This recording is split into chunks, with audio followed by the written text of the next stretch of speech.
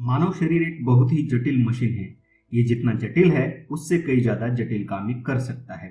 इस शरीर पर कई सारी चीजों का प्रभाव पड़ता है। उसमें से एक है आवाज। आवाज हमें शारीरिक एवं मानसिक रूप से प्रभावित कर सकती है। अचानक से किसी पटाखे की फूटने की आवाज आपकी धड़कनें बढ़ा सकती है, तो कोई आपका पसंदीदा संगीत आपको सुकून का एहसास दिला सकता है। आइए देखते हैं कि आवाज हमारे साथ और क्या क्या कर सकती है।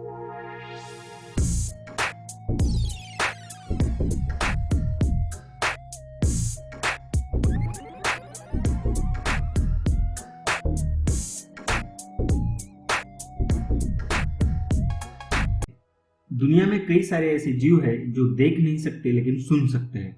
आप सोच रहे होंगे कि सांप को कहाँ कान होते हैं, तो आपकी जानकारी के लिए बता दूं कि सांप भी साउंड वाइब्रेशन को अपनी शरीर से महसूस कर सकता है। आवाज की मदद से हमें अपनी सराउंडिंग के बारे में पता चलता है। इसलिए गाड़ी चलाते वक्त गाने सुनना एक बहुत ही बुरी आदत है। हमारी शारीरिक क्षमता भी काफी हद तक आवाज से प्रभावित होती है। जिम में बिना म्यूजिक के वर्कआउट करके तो देखो, तब पता चलेगा कि म्यूजिक के साथ वर्कआउट करना कितना आसान होता है।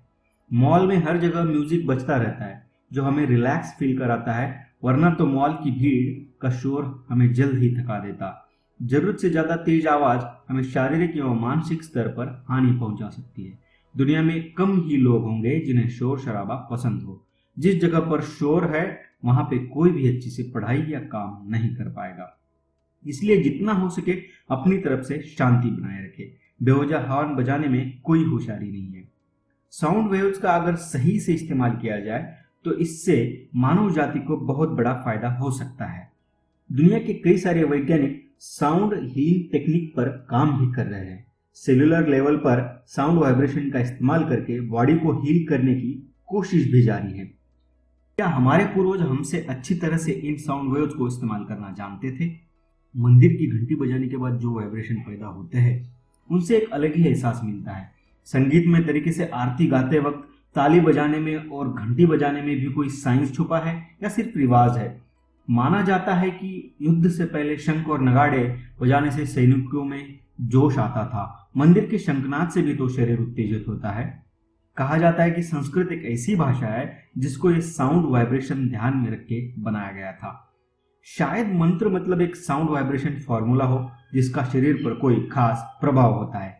जो भी है, ये तो पक्का है कि हमने अभी इस साउंड वेव्स को पूरी तरह से इस्तेमाल करना सीखा नहीं है, लेकिन हमें अब तक जो पता चला है उसे तो हम यूज कर ही सकते हैं।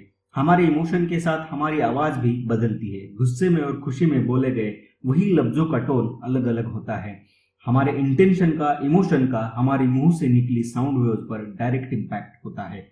इसलिए परफेक्ट कन्वर्सेशन वही है जिसमें इमोशन, इंटेंशन और शब्द एक जैसे हो। इस तरह से आप लोगों को ज्यादा इन्फ्लुएंस कर पाओगे, वरना दिल में खोट रखकर जुबान पर कुछ और लाने से आपका संभाषण उतना प्रभाव नहीं डाल पाएगा जितना कि सच्चे दिल से किया हुआ डालता है। आज के लिए बस इतना ही। फिर मिलते हैं एक नए टॉपिक के साथ। जाने से पहले अगर आपने मेरे चैनल को सब्सक्राइब नहीं किया तो सब्सक्राइब कीजिए और उस घंटी को भी दबा दीजिए। Thank you.